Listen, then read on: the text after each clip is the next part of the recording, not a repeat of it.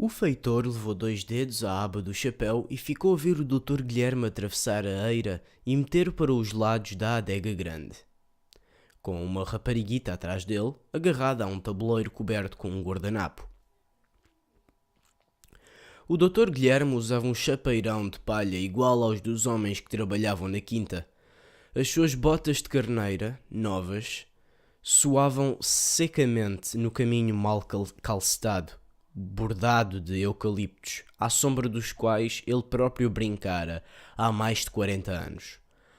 Fumava cigarros de onça quando estava longe da mulher. Ali era um lavrador. No largo da adega grande, 4 pares de camponeses serravam de sol a sol grossos troncos de faias e de cedros que, pelo dia fora, iam assentando horizontalmente em toscas forquilhas móveis. Em cima de cada tronco equilibrava-se um homem de cabeça atirada para a frente, a perna de trás toda esticada, a outra ligeiramente fletida, empurrando e puxando sem descanso a serra enorme que outro homem, por sua vez, puxava e empurrava. Quando encaminhavam os dentes da serra a abrir o fio no toro e durante os primeiros minutos de vai-vem, o homem de baixo estava em pé. Depois mudavam-se as forquilhas. O homem de cima recuava uns passos e o de baixo passava a trabalhar com os joelhos enterrados na espessa camada de serradura que se ia formando no chão. Tinha então de inclinar a cabeça cada vez mais para o lado e continuar assim, de pescoço torcido e joelhos na terra, até ao fim. O Dr. Guilherme postou-se à entrada do largo a observar os serradores, sem ter dado ainda pela rapariga que parara atrás dele e se esforçava por não entornar o que levava no tabuleiro. O calor apertava. Apesar da sombra dos eucaliptos e dos plátanos, as camisas colavam-se às costas dos homens. Os dedos tornavam-se escorregadios nas pegas das serras.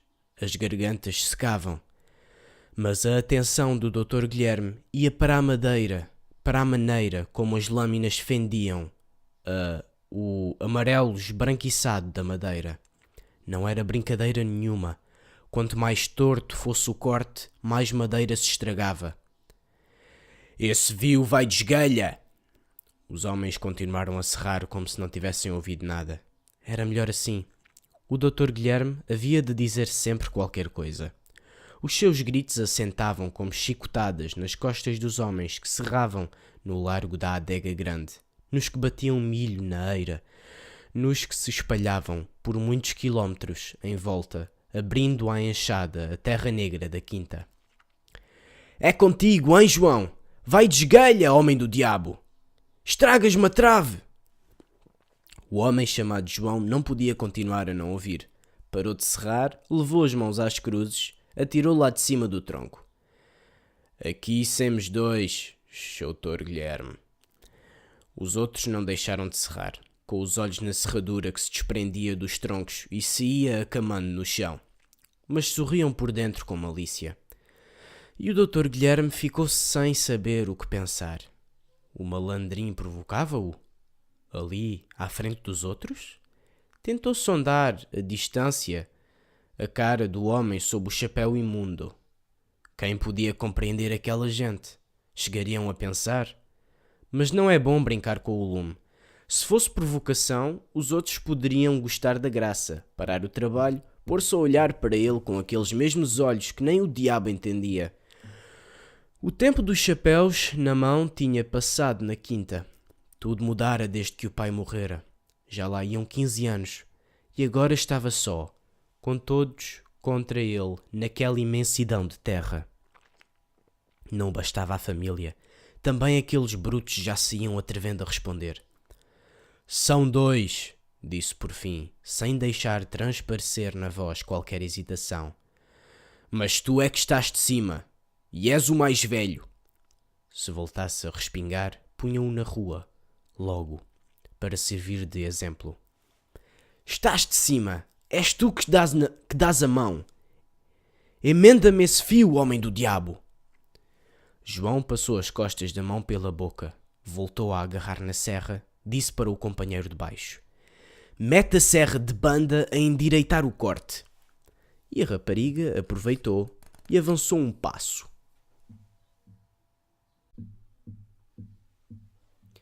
Vai arrefecer tudo, Sr. Dr. Guilherme. Deixa lá isso. Estendeu a mão para o tabuleiro que a rapariga destapara e pegou no copo de leite sem olhar. Sabia lá, se pensavam. Estão aqui estes bolos, Sr. Dr. Guilherme. A senhora disse para o Sr. Dr. Guilherme comer estes bolos, que são de manteiga e foram feitos agora mesmo. São dos que o Sr. Dr. Guilherme gosta.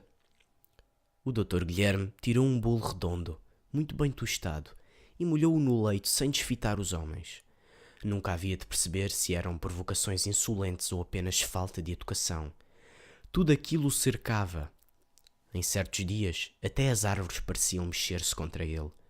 Tinha de estar atento, defender-se, defender a própria família, que só o contrariava e deixaria ir tudo para o fundo se fechasse os olhos de repente. Sr. Dr. Guilherme, a senhora disse também que os senhores estão a acabar de lanchar e vão depois dar uma volta até à horta, para o Sr. Dr. Guilherme ir lá ter, ou que passavam por aqui. Quem são as visitas? É o Sr. Major Figueira, Sr. Dr. Guilherme, mais a senhora e o menino. Qual? O menino Armando. O Dr. Guilherme franziu a testa. Pousou o copo no tabuleiro. Diz que vou lá ter. O Sr. Dr. Guilherme não come mais? Não, podes ir. O homem chamado João voltara a empurrar e a puxar a serra como antes. 8 homens puxavam e empurravam as serras com o suor a brilhar no pescoço, no peito, nas mãos. Eram poços de mistério debaixo dos chapéus imundos. Suavam como animais. E ele não suava? Quem não suava com aquele tempo? Mas daquilo é que eles gostavam. Nasciam na imundice. Não queriam outra coisa. Só sabiam viver na imundice. Lá nisso tinha a mulher razão. Por cima do ruído das serras, ouviu a voz dela. Fizera justamente o contrário do que lhe mandara dizer que fizesse. Voltou-se e deu com os olhos no grupo que se aproximava. As senhoras vinham de claro, conversando com o major. E uns passos atrás, toda de branco, a Belinha, a desfazer-se em risos com o Armando. Belinha e Armando sempre naquilo. A sua quinta e a do Major Figueira pela segunda vez arriscadas a unirem-se através de um casamento. Outra ameaça, outra asneira da Carlota, que via naquilo uma saída para a situação em que a quinta se arrastava nos últimos anos. Qual saída? O que ela queria era um franganote assim para genro, um rapazinho de sala, todo com tomélias, muito passado a ferro, tresandando a perfume, com quem se havia de entender como Deus com os anjos e seria mais um a destruir o que ele se esforçava por salvar ali de manhã à noite. A quinta do Major tinha metade do tamanho daquela. 2 herdeiros. Era um lindo negócio.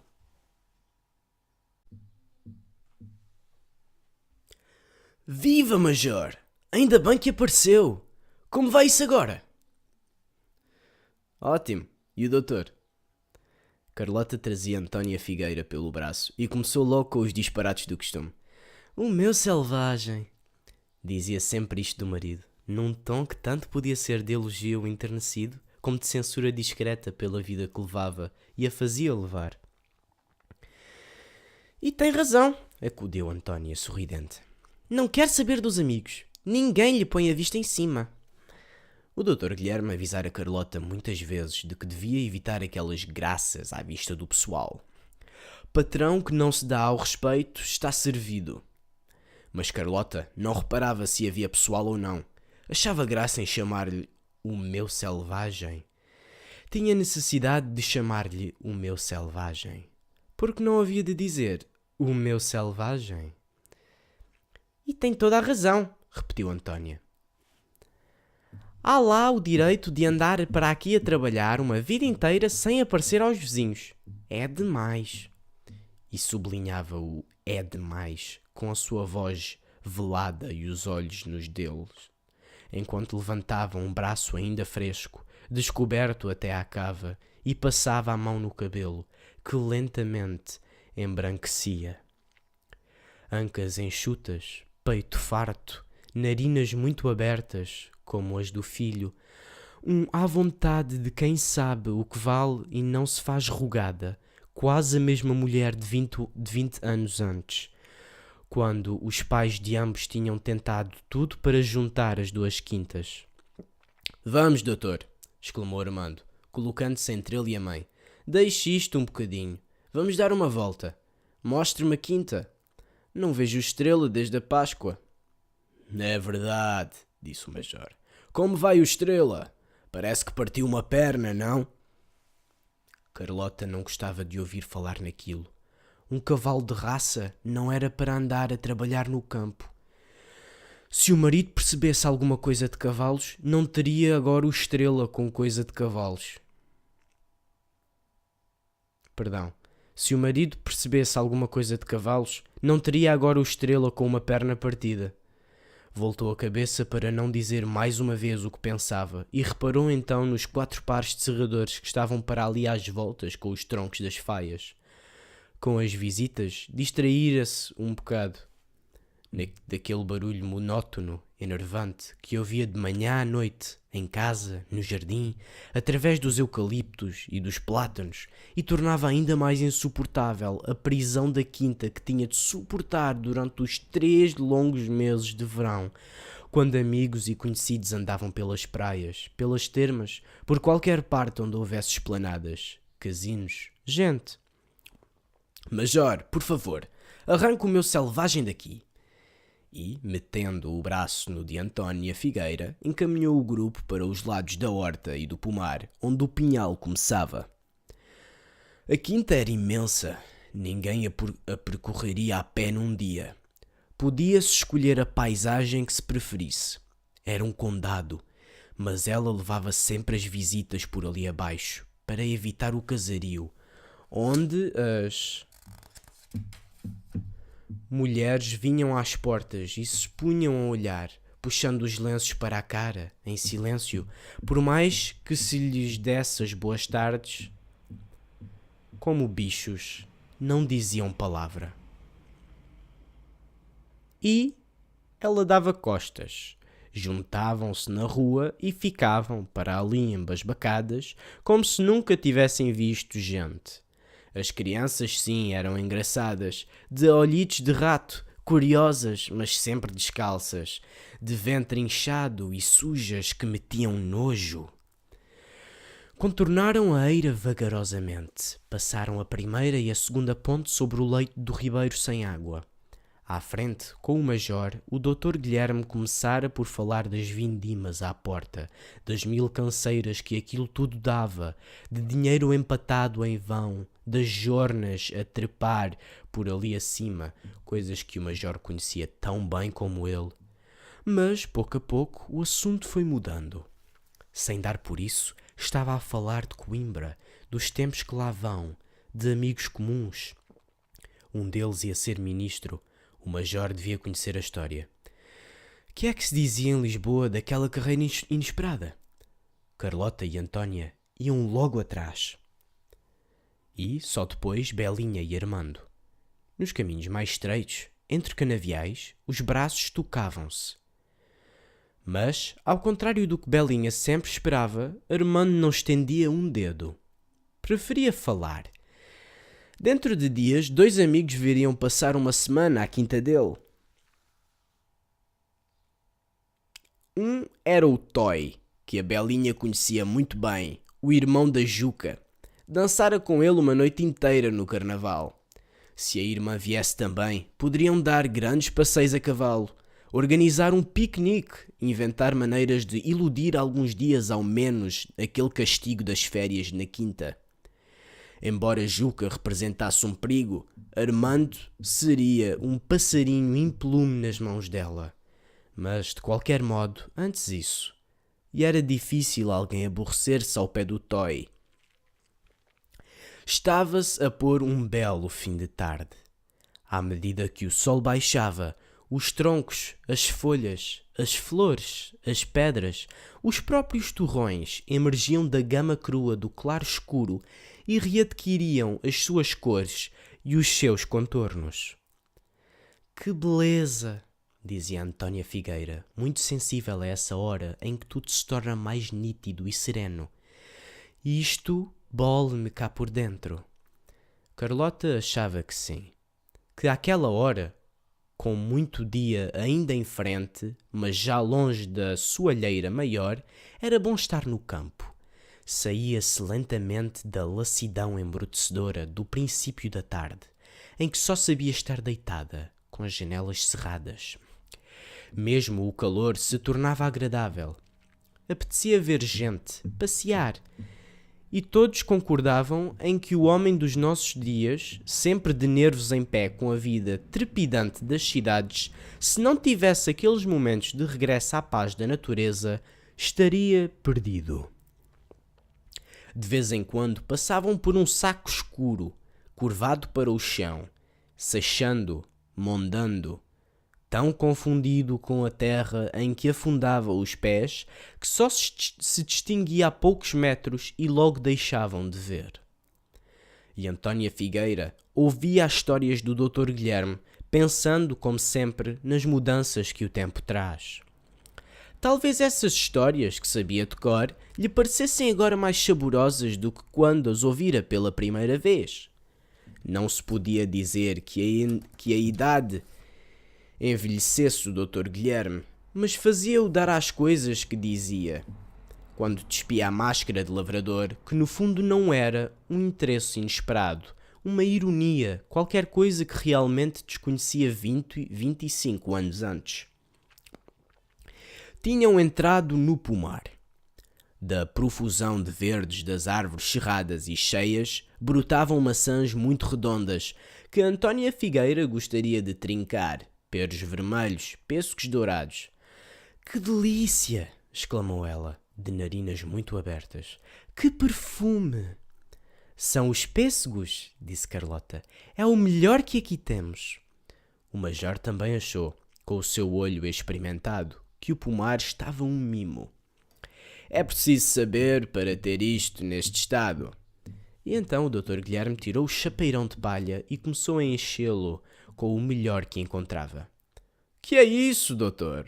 Perdeu a cabeça? Carlota pôs-se a ajudar o marido naquele rasgo de gentileza tão raro nele. Ninguém podia tocar na fruta.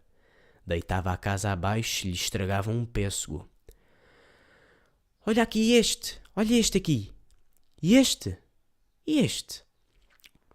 Depois sentaram-se no chão, em cima de ramos secos, num espaço livre de árvores, mesmo no fim do pomar, de onde se abrangia a horta toda, com as suas filas de couves e alfaces, as carniçadas de feijão, as rotundas abóboras na terra, dois grandes espantalhos de que os pássaros fugiam de dia e os homens de noite. Tudo muito bem disposto, bem plantado, bem regado, fresco, abundante. Está um mimo, repetia o major, estabelecendo confrontos para si mesmo com o seu próprio pomar, que lhe parecia bem melhor do que aquele. Antónia Figueira fitou o Dr. Guilherme. Oh, doutor, você está cada vez mais generoso. Mas não é nada. Mesmo nada, um gentleman. A Carlota, todo o caminho, me fez queixa de si. Verdade, disse o major, num sorriso incrédulo e indulgente. E o Dr. Guilherme, encostado a uma árvore, achava graça àquilo tudo. Ao tratamento de doutor, ao recado encomendado, àquele cepo do major fazendo-se de novas, chupava o seu cigarro com prazer, gozando o belo fim de tarde. O espetáculo de Carlota e Antónia lado a lado a conspirarem contra ele.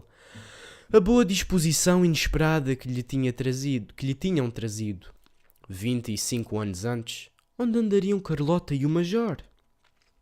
Não existiam. 25 anos antes, Ele e Antónia eram livres e únicos herdeiros de 2 quintas confinantes.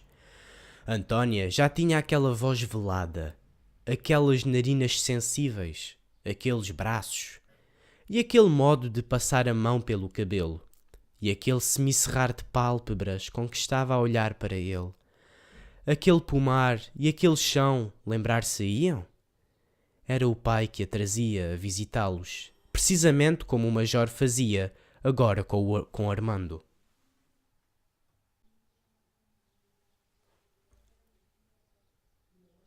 Depois aparecera Carlota, moreninha, azulgada, com terras muito mais extensas lá para o sul, mas bem menos redonzas do que então parecia. O pai jogara mal, quisera tudo, não ganhara quase nada. O Dr. Guilherme lembrava-se de Antónia a sair da igreja, com uma linda grinalda de flores de laranjeira, pelo braço do alferes sorridente que viria a ser este major bonacheirão, mas não tão ingênuo como queria fazer crer. Lembrava-se de Carlota, com as mesmas flores de laranjeira, a sair da igreja pelo seu braço. Talvez um outro doutor qualquer assistisse à cena com o mesmo sorriso com que ele olhara Antónia nesse dia. Tudo era humano, natural, mais ou menos indiferente, visto a tanta distância, numa tarde de agosto como aquela. Paz, compreensão, aceitação do que no fundo pouco conta, para que opor-se a que Belinha e Armando se deixassem ficar um pouco para trás nos caminhos da quinta, deixar a vida correr, guardar as energias para o que vale a pena e para o momento próprio. A seu tempo, Belinha casaria com quem ele achasse conveniente. Que importância tinha um devaneio com este pateta do Armando? Mal sabia o major o favor que lhe fazia. Não há direito, protestou Antónia. Nem sequer me está a ouvir. Mas quem lhe disse que não estou a ouvir? Disse o Dr. Guilherme divertido. Se a Carlota não der a festa, é só porque não quer. O quê? Disseste sempre que não. Já não te opões?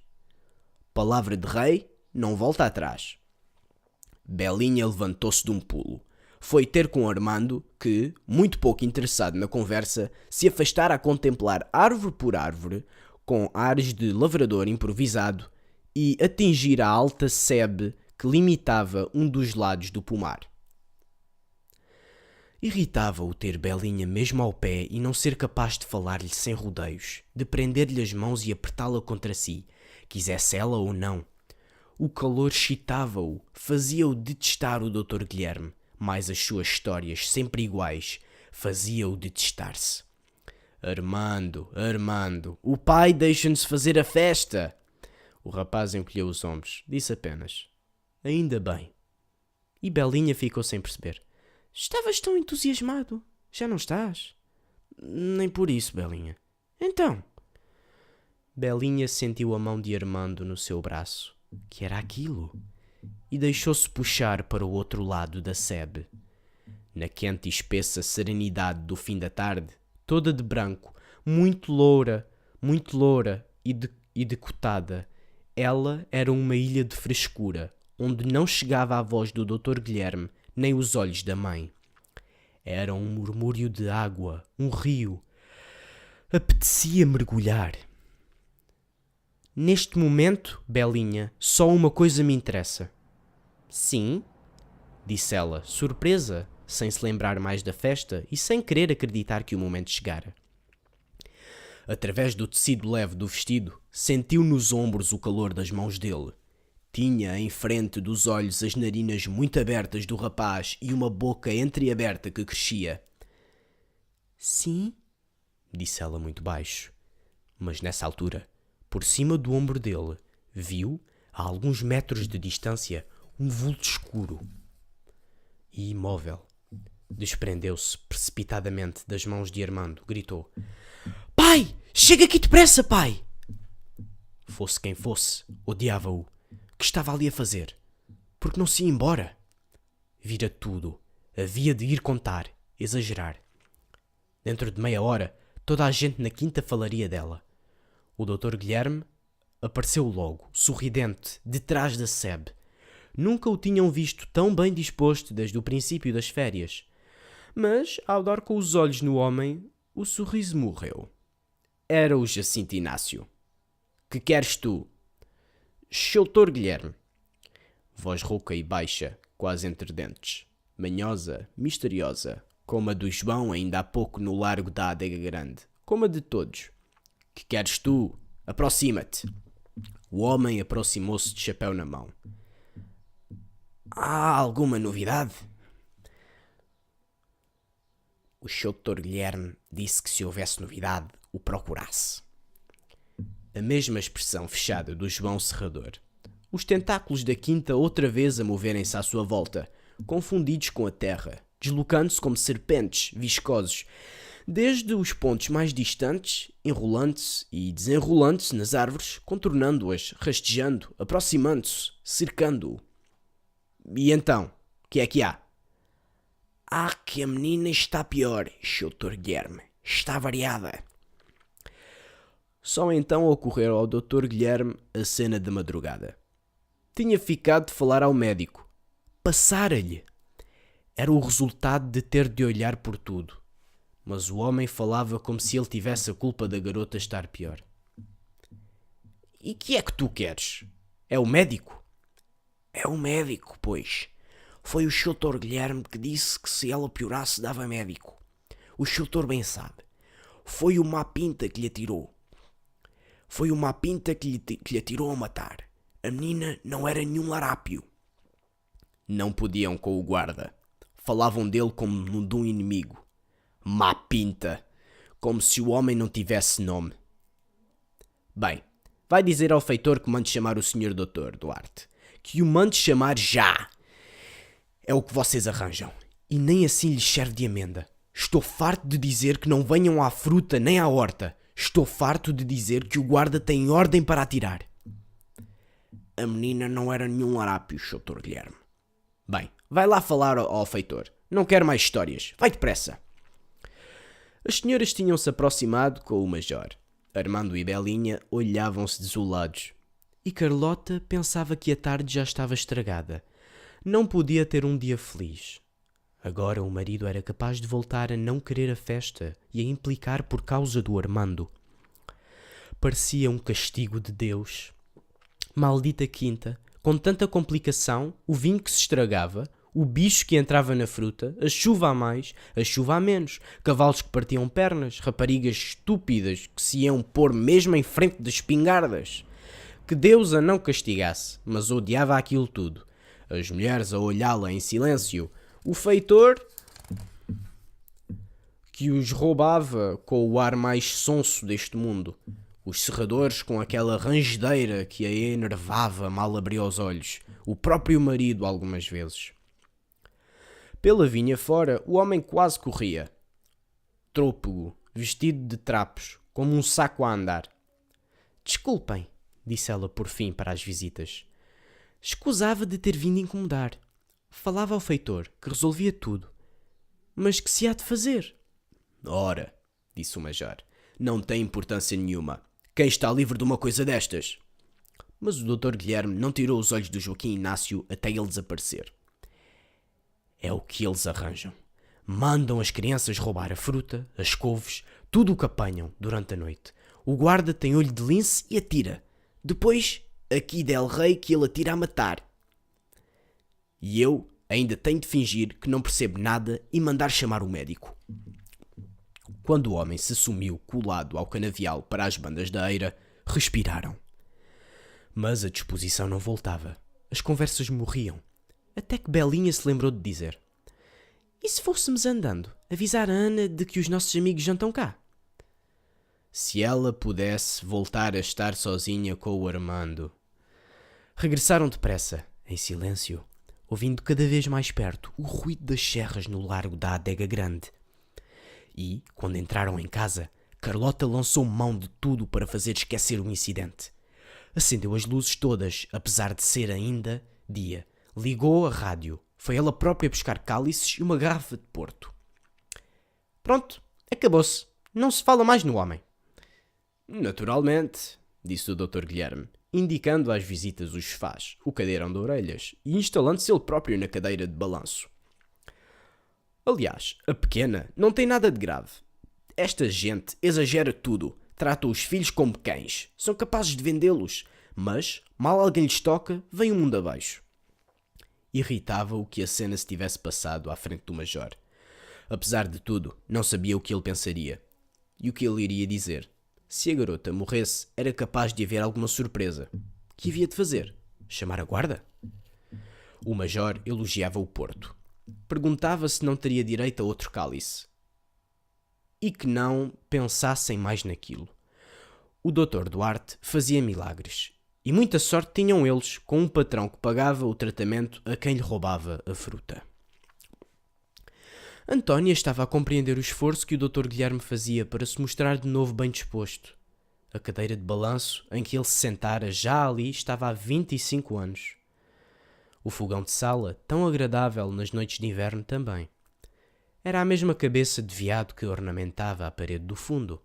Só o alto candeeiro de petróleo, agora eletrificado, fora deslocado da mesa do centro para a prateleira da chaminé. Estava a ver o pai dele sentado naquela mesma cadeira, a desdobrar o jornal, enquanto eles aproveitavam para dar uma volta lá por fora. A mãe franzia o nariz àquelas liberdades. Vejam lá, não esteja fresco demais. Qual fresco? Dizia sempre o pai. Nestas idades nunca há frio. Como ela detestara a Carlota nos primeiros tempos. Porquê? Para quê? Não sei se o doutor se lembra, disse em voz alta, que estava a prometer à Carlota que havia de mandar arranjar a estrada em frente do portão. O doutor Guilherme percebeu e aproveitou a oportunidade para mostrar que toda a preocupação tinha passado. Não me esqueço assim tão facilmente daquilo que prometo. E também não me esqueci de que o Major prometeu salvar-nos a festa com algumas garrafas do vinho mais velho da vossa garrafeira.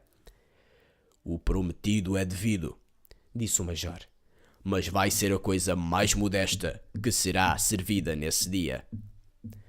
Modéstia falsa, Major, modéstia falsa. Quem me dera ter um vinho daqueles. E onde se dança? Quis saber Belinha. O Dr. Guilherme deu balanço à cadeira. Demorou a resposta para produzir mais efeito. Bem, se a tua mãe não diminuir a lista dos convidados em que está a pensar, acho que só pode ser no salão. No salão! Gritou Belinha. Carlota não percebeu se o marido falava a sério. O salão não se abria há mais de 10 anos. Seria preciso fazer obras, reparar as mobílias, mandar vir operários de Lisboa. Disseste no salão? Parece que sim. Foi no salão que o teu selvagem disse. Uma filha só faz 18 anos uma vez na vida. E Deus queira que este tempo se mantenha até lá. Seria muito agradável servir o lanche no jardim. Entretanto, o Antunes deve ser ministro. Quer ver se terá coragem de não vir. Então, Antónia Figueira lançou-se numa avalanche de projetos, sugestões, promessas de ajudar nisto e naquilo. E Carlota compreendeu que o marido falava a sério. Tinha qualquer coisa em mira. A festa não lhe interessava só pelo aniversário de Belinha. O que importava? Via os carros a chegar, os convidados a invadir o pátio de entrada, as salas, o jardim. Via o salão iluminado, repleto, e aquele casarão a regressar, um dia ao menos, à vida de outros tempos. Que tarde! Disse Armando ao pé de uma das janelas. Posso abrir? Abra, abra! Disse o Dr. Guilherme. Abafa-se aqui. A Carlota tem isto sempre fechado. E o rapaz abriu a janela e repetiu. Que tarde! Nunca vi tarde assim. O Major sorriu daquele assomo lírico tão pouco vulgar no filho. Está romântico, rapaz. É do calor, comentou ironicamente o Dr. Guilherme, com os olhos em Antónia Figueira.